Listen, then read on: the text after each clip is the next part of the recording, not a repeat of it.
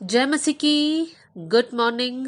आज सुबह प्रभु का वचन हमारे लिए भजन संहिता अध्याय 73 आयत 2 और 3, साम चैप्टर 73 वर्स 2 एंड 3 आपके लिए पढ़ना चाहती हूँ।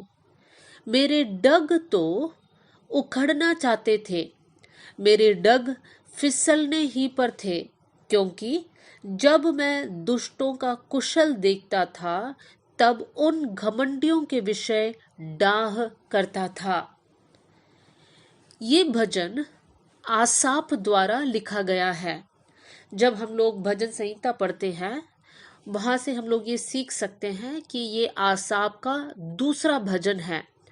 उनका पहला भजन है भजन संहिता अध्याय 50। और अध्याय 50 को पढ़ते समय वहां पर हम लोग इस बात को देख सकते हैं कि आसाप विश्वास में बहुत दृढ़ है, उनका पूरा भरोसा परमेश्वर पर है। लेकिन अध्याय 73 में आते समय उसका दूसरा आयत में हमने इस प्रकार पढ़ा, मेरे डग तो उखड़ना चाहते थे। उसी आयत को दूसरा एक अनुवाद में हम इस प्रकार पढ़ते हैं, परंतु मेरे पैर तो लड़खड़ाने पर थे, मेरे कदम फिसलने पर थे। ये आसाप जिन्होंने भजन संहिता अध्याय 50 को इतने अच्छे से लिखा, जहां पर उनका पूरा भरोसा प्रभु पर था, लेकिन अध्याय 73 में आते ही वो ऐसे क्यों बोल रहे हैं कि मेरे पैर लड़खड़ाने पर था, मेरे कदम फिसलने पर था। ऐसा क्या हुआ आसाप के जीवन में? उसकी तीसरी आयत को जब हम पढ़ते हैं वहां पर इस प्रकार हम पढ़ते हैं, क्योंकि जब मैंने दुष्टों को फलते फूलते देखा तब अहंकारियों के प्रति ईर्ष्यालु हो उठा। एक वर्षन में इस प्रकार है, घमंडियों के विषय डाह करने लगा। दूसरा अनुवाद में इस प्रकार है, अहंकारियों के प्रति ईर्ष्यालु हो उठा। यहाँ पर आसाप के जीवन में एक पाप दिखाई दे रहा है। वो कौन सा पाप है? कि वो दूसरों को देख रहा है, विशेष कर बुरे लोगों को, दुष्ट लोगों को देखकर उनके मन में उनके प्रति ईर्ष्या उत्पन्न हो रहा है। और ये ईर्ष्या उत्पन्न होने के कारण उनको लग रहा है कि मेरे पैर तो फिसलने पर है, मेरे कदम फिसलने पर है। मेरे प्रियो, आसाप को समझ में आया कि मेरा पैर फिसलने पर इसलिए है क्योंकि मेरे अंदर ईर्ष्या आ गई है। आज मैं ईर्ष्या या जेलसी, उस पाप के बारे में आपके सामने कुछ बातों को रखना चाहती हूँ। ये बहुत ही खतरनाक पाप है जिसको हम नज़रअंदाज करते हैं, इग्नोर करते हैं, ये समझकर कि ये एक छोटी सी पाप है। लेकिन मेरे प्रियो, पुराने नियम में से मैं आपके सामने 3 उदाहरणों को बताना चाहती हूँ जिनके अंदर ईर्ष्या था, जिस कारण ईर्ष्या नफरत में बदल गया और वो नफरत इतना बढ़ गया कि वो लोगों ने दूसरों का हत्या करने तक पीछे नहीं रहा। उदाहरण के लिए कैन और हाबिल के बारे में हम पढ़ते हैं।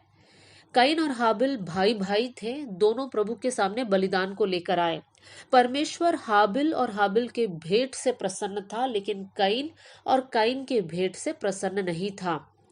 जब कैन को पता चला प्रभु मुझसे प्रसन्न नहीं है लेकिन मेरे भाई से प्रसन्न है, कैन के अंदर ऐसा ईर्ष्या उत्पन्न हो गया, नफरत उत्पन्न हो गया कि उसने हाबिल को खत्म कर दिया, उसका हत्या कर दिया।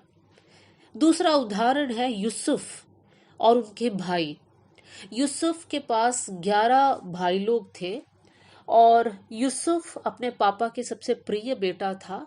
अपना पापा उनसे बहुत प्यार करता था, उनको नए नए कपड़े सील कर देते थे, जिस कारण उनके भाई लोग जो है यूसुफ से ईर्ष्या रखते थे और यूसुफ सपना भी देखते थे। ये सारी बातों को जब वो लोग देखते थे तो यूसुफ के भाइयों के मन में ईर्ष्या उत्पन्न हुआ।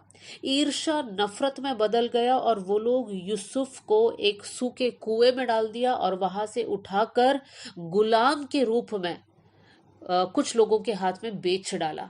मेरे प्रियो, इसका जड़ कहाँ था? ईर्ष्या। तीसरा उदाहरण है शाऊल और दाऊद का। शाऊल जब गोलियत के हमला से डर कर बैठा है, वहां पर दाऊद आता है और दाऊद इजराइलियों को जीत दिलाता है। और वहां पर इज़राइल की बहनें गाने गाने लगते हैं कि शाऊल ने 1,000 को मारा लेकिन दाऊद ने 10,000 को मारा। ये सुनते ही शाऊल दाऊद ने किया हुआ अच्छा काम को भूल जाता है और उसके मन में ईर्ष्या उत्पन्न होता है।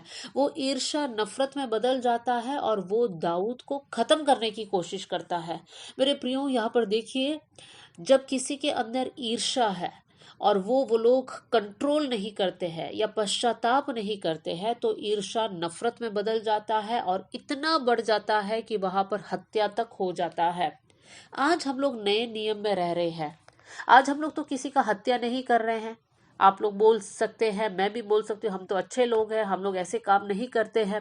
लेकिन मेरे प्रियो, जब हम लोग ईर्ष्या को हमारे अंदर रखते हैं तो हमारे मन में उस व्यक्ति के प्रति नफरत उत्पन्न होता है। हम लोग बैर करने लगते हैं। पहला यूहन्ना 3 अध्याय 15वीं आयत में लिखा है, यूहन्ना कहता है कि जो अपने भाई से बैर रखता है वो हत्यारा है, वो खूनी है। तो मेरे प्रियो, अगर हम किसी भाई या बहन से ईर्ष्या रखने के कारण नफरत हमारे जीवन से दिखाई देता है तो इन शॉर्ट हम प्रभु के नजर में खूनी है। तो हमारे अंदर से ईर्ष्या को निकाल दे। इसके साथ साथ एक और पाप जुड़ा हुआ है। हमारे अंदर कब ईर्ष्या उत्पन्न होता है? जब हम हमारे जीवन को दूसरों के साथ तुलना करते हैं, कंपेयर करते हैं। हमारे घर को देखते हैं और बोलते हैं हमारा घर छोटा है, उनका घर बड़ा है। हमारा बैंक में बैलेंस कम है, उनका बैंक बैलेंस ज्यादा है। हमारे बच्चे अच्छे नहीं है, उनके बच्चे पढ़ाई में बहुत होशियार है। हम लोग गा नहीं सकते, वो लोग गा सकते हैं। वो लोग आराधना अगुवाई करते हैं। तो ऐसे जब हम लोग कंपेयर करते हैं तब हमारे अंदर ईर्ष्या उत्पन्न होता है। तो आज हम लोग ये डिसीजन ले कि हम हमारे जीवन को किसी के साथ कंपेयर ना करें। जब हम कंपेयर नहीं करेंगे तब वहां पर ईर्ष्या भी उत्पन्न नहीं होगा। तो मेरे प्रियो, आसाप को उस बात का समझ आ गया कि उसका पैर फिसलने पर है, उसका पैर तो लड़खड़ाने पर है और उसका रीजन ये है कि उसके अंदर ईर्ष्या उत्पन्न हुआ। ईर्ष्या क्यों हुआ? क्योंकि वो दुष्टों को देखता है। आयत 4, 5, 6 में आप पढ़ सकते हैं, वो दुष्टों को देखकर कहता है कि इनके जीवन में कोई विपत्ति नहीं है, इनके शरीर में कोई दर्द नहीं है, इन लोग इतने बुराई में जी रहे तो भी अच्छे से जी रहे वो लोग, और हम पवित्र जीवन जीने के बाद भी दुख उठा रहे हैं। इस प्रकार का एक कंपैरिजन करते समय उनके अंदर ईर्ष्या उत्पन्न हुआ और तब उनका विश्वास में उनका पैर लड़खड़ाने लगा।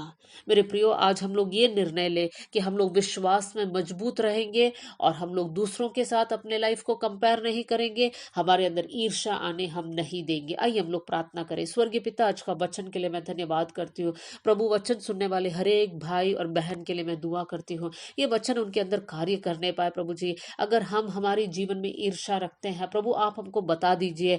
जिनके प्रति हम ईर्ष्या रखते हैं प्रभु जी, उनसे प्रेम करने का एक मन देना प्रभु। उनके आशीषों को देखकर हम भी उसमें आनंदित होने वाले बन जाए कर मैं प्रार्थना करती हूँ प्रभु।